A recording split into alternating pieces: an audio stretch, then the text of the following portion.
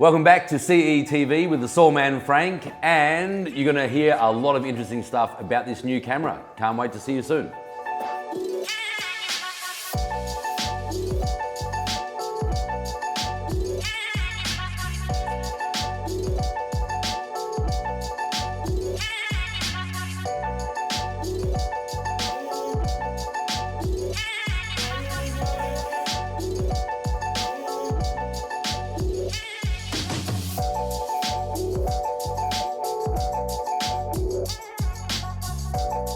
So here we are, welcome back. We're at CETV, Camera Electronic. Sitting to my right is seriously funny Todd Shilkin. Todd, thanks for being here. Thank you, sir. Nice Don't to be need here. to come, he always comes over the top with the handshake. I don't. But that's all right. It's always equal. Equal, we're equal.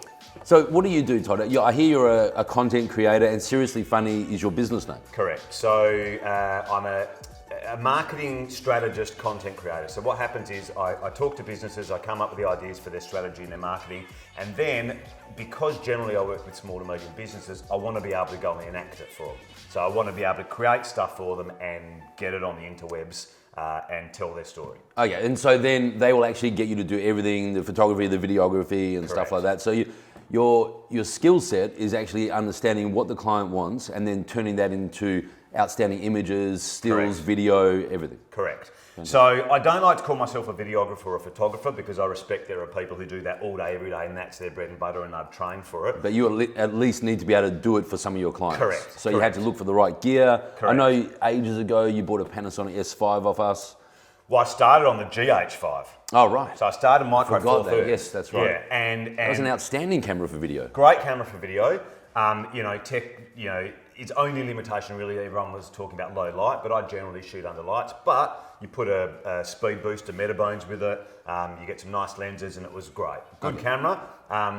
Image stabilization wasn't great, and then I think they said the GH5-II they did, and that had stabilization. So, and then of course they brought out the full frames. So the S1, the S1-H. And that was a game changer. And even the S1-H, Panasonic's strength has always been that where they see themselves different to some of the other manufacturers is video. Correct. They're very strong in video. Correct. So for me, I generally do video and I want to be able to take the odd still. So I went to the full frame, I went to S1, and then the S5 came out and I'm like, oh my God, this is the perfect second camera. So I paired S1 on a tripod generally, S5 handheld. I mean, I'm a one-man band. I'm shooting two cameras, I'm doing the audio, I'm doing the lighting, I'm doing everything myself because I want to keep the cost down for my client. And also, let's be realistic. I'm not a spec guy or a tech guy. I don't know the megapixels or this, that, and the other. And the reason is because I'm realistic that whatever I'm doing is going to get compressed and go onto YouTube and Facebook and Instagram. Sure. So it's not going on a big screen somewhere, it's being, 60, 70% watched on a handheld device. But you still want to have like outstanding image quality and control. Correct. And so jumping up from GH5 to the S system to full frame, and you can see why Panasonic even went down that path themselves. Oh, brilliant. There's low light possibilities that just go through the roof, Brilliant. Whereas the small sensor's awesome, they're small, the gear's light, but you go up to full frame, and you just open your possibilities. Correct, and that's what so you can see I've got that kitted up. And it still looks pretty small and light anyway. It is small and light. Yeah. I had that the other day. I was in Northam and I was there to shoot stuff in the Farmers Home Hotel. We didn't know actually there was going to be all this car racing. And if you guys ever come to WA, you've got to check out Northam. It's an awesome little town and it's out in the west there, beautiful. Yeah, it's only like an hour and a half hour and 20 minutes out of Perth. But I took this out onto the street and I'm hand holding it like it was quick. We didn't know the cars were going to be out there. So I've picked it up, I'm hand holding it. And you don't need a big stabilization gimbal underneath. No. You were able to just carry it like that as a run and gun videographer. Correct. Yeah, two things they've done with this camera. So prior to this camera, I had the S1 and the S5. And straight away when I saw this coming out, I contacted you and said, you got to get me one of them. Yeah, because the S5 was smaller and lighter than the S1. Correct. It's and the S5 same form II factor. Is the same shape and size as the S5. Yes, correct. Okay. Same shape and size. I think there's minor adjustments. But what they've done is they've changed their autofocus system. Ah, okay. So that's the big game changer, S5 to S5-II. Big game changer autofocus. So write that down. The big thing that everyone, and I had to Google what PDAF meant, phase detect autofocus. The way this autofocuses, which is, as I understand it, what the vast majority of cameras do that Panasonic wasn't doing prior to this camera, is it autofocuses by taking an image of one part of the scene further back and one part closer, and it compares the two, and now it knows how to autofocus. That's very clever. And what that means is, instead of the problem with the autofocus on the older cameras is that it will do that hunting where it can't quite. Which actually ends up draining battery and causing all kinds of other issues. You miss shots, you have to redo stuff, you have to fix stuff in post. And in video, it means you can see that hunting. Yeah. Right? So what this has done now is, with PDAF, in order to check focus, it doesn't have to move a lens. It does it by checking the two against each other, and therefore you don't get that hunting.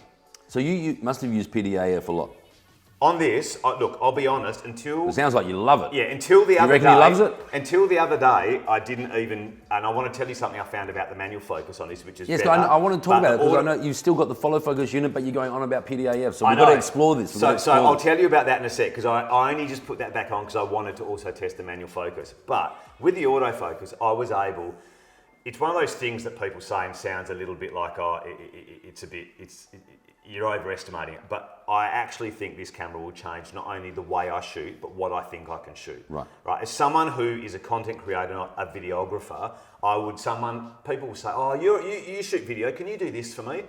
Now, if it involved a lot of movement and something where I didn't have a lot of time to set up, I wasn't confident to do it because I have to autofocus. Now, I've got this, but if you haven't got the skill to manually focus, I would previously have had to manually focus. Correct. If you haven't got the skill and you're not doing it all day, every day, and you're not confident like I am, you go, I can't do that under pressure. I can do that if I've got a camera on a tripod there and I've got a second one handheld. Right. And how I worked out with a handheld or the gimbal one is I would just manually focus and make sure that I stayed the same distance from my subject. Okay. Which is very limiting, because if you now want to walk in... And if you're a creative naturally, your brain's looking in all these different directions at the scene and how can I shoot this differently, do this differently, but then if you're limited into what you can do, that's the worst thing you can do to a creator. Correct. So I want to walk over there now. I want to get a close-up shot. With manual focus, I wasn't confident enough to go, I'll move and I'll adjust the focus. No. Now... I know people that actually have a full-time job just as a focus puller. It's a whole art to learn how to actually do focusing. I'm only a focus Even puller our videography in the back is nodding their head because they've seen it. Yeah. But if you can take some of that away, or at least add to the fact that you can use autofocus in a really clever way, like the PDAF, it opens your possibilities. For me, it means I can go down to Northern, there are cars around, the client says to me, oh, we should shoot this. I know we didn't know this is on, but we should shoot this. And I'm going, yeah, no problems. And I'm shooting cars driving through the street. Now, and cars isn't something you normally shoot. No, not I as would a have said, content I can't creator. do this. Yeah. What's more is, I did, and I'll show you some photos I took of guitars for one of my clients. Yeah. If you've got a guitar and you've got it on an angle and you want a really shallow depth of field, and there's like a toggle switch here or a volume switch here, I literally was pressing on that, taking a still, moving across there, pressing on that, taking a still, and I've got two different pictures now to give the client. You want to focus on that? It's a lot more control, really. As a creator, you're in control. You've actually seen something in your head and you've created it quick and easy. Even if you're not a tech head, even if you're not a tech geek, you can actually just figure it all out and touch screen. Quick and easy is interesting because I often walk into a business that is set up as a guitar store. For me to come in there and interrupt them, it's an intrusion. Now, everyone accepts it because I'm there creating content, but there's a limit of time you can I'm sure that spend. wouldn't bother you, though. It bothers me a little bit, but I do like to be the focus puller when I walk into a room. But no, it enables me to get in, get out, get what I need, and feel confident I've got it. Yeah. Because here's the other thing, right? As you get older, is you go, right, I can't even trust my eyes when I'm focusing. I've got to. You look like a film director. I've got to put the glasses on. And then you got to look at people like that, and you're on. So with the autofocus, I'm going, it's got it. Yep. Now, although let's go back to this because you did notice this. Here's the other thing this camera does that previous cameras. I do like this whole small rig setup, and quick plug, we do have it at Camera Electronic. Yeah, thank you. Thank you. Now, let's see if this shows me this. If you're recording, and whilst you're recording, punch in and show you the focus. Right, which also means if you don't trust your eyesight, if you've set up a shot, if you are manually focusing and you walk closer towards someone, I can now adjust the focus and be confident I've still got them in focus. That's insane. That is insane. I didn't even know I could do that. This has got two complementary yet opposite things. It's going to help me autofocus better. Yeah, you're talking about manually focus, but you've still got someone in focus, and then you're walking closer to them and they're in focus, but something else is being focused on. It's it insane. gives me so much opportunity. Yeah. So to me, it's a great content creator's camera. And also, by the way, I use this as my second camera, but it's quite capable of being your first camera. Yeah. Like it does. It's not like. Well, I think any sort of the Panasonic full frame range can be used as an A or a B camera, but it also depends on size and weight and what you're going to shoot. So Correct. as a small, quick run and gun that's still full frame with insane low light capabilities as well, this is game changer. And also, even with this kit, I can do this. That. Oh, I should have been counting down the seconds. Was anyone counting down the seconds? And that. And then what I do is And we didn't do this off camera either. So. I should have practiced this off camera because that's getting a little bit Embarrassing. A little embarrassing. Hang on, please hold. Wait. You used to work in a call center, obviously. Then I take that off and that goes on my gimbal. No way. That's insane. So, yeah, and you can still actually hold it quite comfortably. Correct. I actually quite like the form factor of the S5 is really nice. Yeah. And they haven't changed it with the S5-II. So no, and it's just lovely weighted. It sits in your hand. That's the other thing. So do you ever use the viewfinder? No. No, always the screen? Yeah. Yeah. As a content creator, look, I get it. I probably should because you get a bit more stability like that. Yeah. And I think I will now that I know I can do autofocus. The other thing this has got in it is if you're autofocusing, you can touch on the screen there and move the focus around. Yeah. And you've got a great view. It probably gives you a bit more stability, but they've also improved the image stabilization in this. So I shot it handheld, all the stuff that... You totally noticed it from the S5 to the S5-II? Yeah. Yep. I was shooting through a fence and actually that's the one point of this I did use manual focus because I'm shooting through a fence, the fence is moving, so I didn't want a chance that it would get confused by the fence moving in the foreground, so I just manually focused where the cars were on the road and then just held the camera there and shot through the fence. That's insane. So, but they don't want to let you on the road when cars are driving around fast. It's an insurance thing. Yeah, I thought that's a new thing. Should have been my choice. I should have been able to sign a disclaimer and said, let me out there with the cars. I reckon everyone's probably wanting to know a few tech spec stuff. So talk to me about what resolution is it? Is it 4K, 6K? No, it does shoot 6K. Yep. So what's interesting for me, I edit... No idea. He's being too humble. I edit everything on a 1080. He definitely looks like a geek, like a tech geek, I reckon. No, what I do is I edit everything on a 1080 timeline and I shoot in 4K. Right? What that allows me is to then take an image like that and crop in and basically have 2 or 3 different parts of it. Yeah. And the thing I use that most for actually is if you're using something like DaVinci Resolve, and I'm sure it's got it in the Adobe products, it's called dynamic zoom.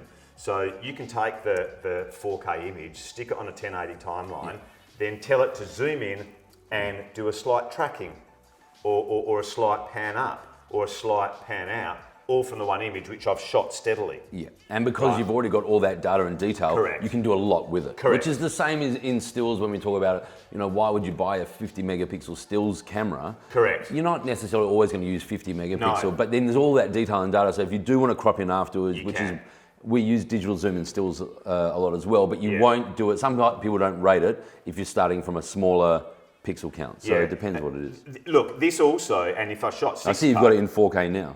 Yeah, look, the other thing is, I never got into 10-bit 422, right? Which when I started Googling, right, if you've got whatever the less than 422 is, but I don't even remember, is the camera makes up some of the colours because it's only getting certain amounts of data and it guesses the others, and therefore your colour's not as rich. It's about a colour space, When you got 422, and I was like, do I really need that because I'm going to compress it and put it on YouTube? The minute you shoot in 422, you notice I'm doing less colour correction now. Yes. I've got more data there. It just gives you the ability. And if you're like me and you sometimes, I did it quickly and I didn't expose properly, and then you get it into post and you start working with it, you've got all the data there to go, I'll bump that up and I'll bring that down, and you've got a shot that makes you look like you're better than you are because you've got the data in the camera.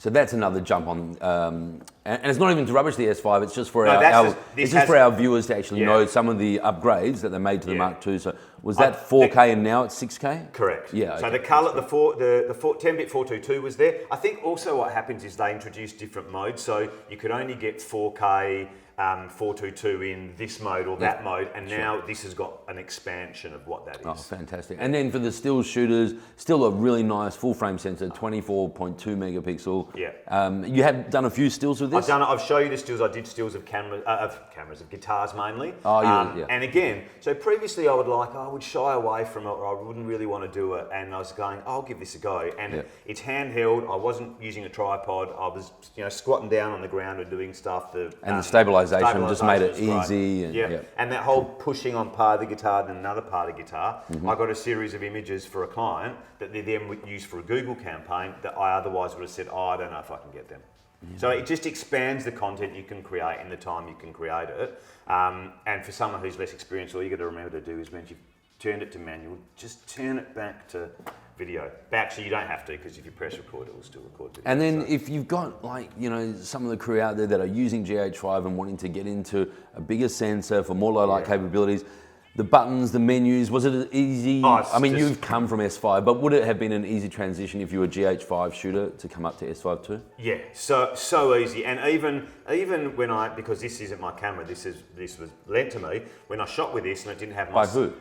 By you and Panasonic. Thank you very much. But when I went to shoot with this, I was like, oh, I like the big red box that tells me I'm recording, so I can't miss it. And it wasn't on this camera because it's not default. So I thought, where will I look? I don't know, I'll just go in there. Was it a cog? Is it a spanner? And I just within like a minute, I found it. Because that's something I've had a few clients tell me that sometimes they'll choose a camera system based not even on all the text and all the specs, but about the menu system, how easy it is to use. Because you don't want to be going down the rabbit hole of, oh my God, I can't find this, I can't find that, I don't know what I'm doing. Yeah. Even if you know the image quality is good, you have to be able to actually find it an easy to use camera as well. Yeah, and I did that live, and then the next thing is I had an external monitor at one point. I was using the Raven Eye, which belongs to the Ronin gimbal. Yes. And it wasn't outputting that red box, so it was showing on the screen there, but not on the Raven Eye. No, and when you have to work quickly, you need to know. Yeah, and so where do I find that? There's got to be an HDMI output somewhere. So I went and found that, and it said yes,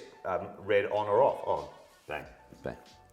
Guys, I want to say a huge thanks for watching. Any questions, please fire them to us on our YouTube channel, Camera Electronic Family Business, over 51 years and counting. I want to say huge thanks to Todd. We're going to bring you more interesting episodes from photographers, videographers, content creators. If you've loved what you've seen, please follow us, subscribe to us, and we'll share more with you soon. Thanks for watching.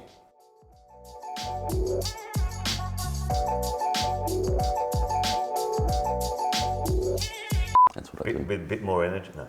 Please stop. Okay. What do you think she thinks of us now? Likes guys with bald heads. She likes bald guys. It's good. Pasty, middle-aged Jews. Is that what?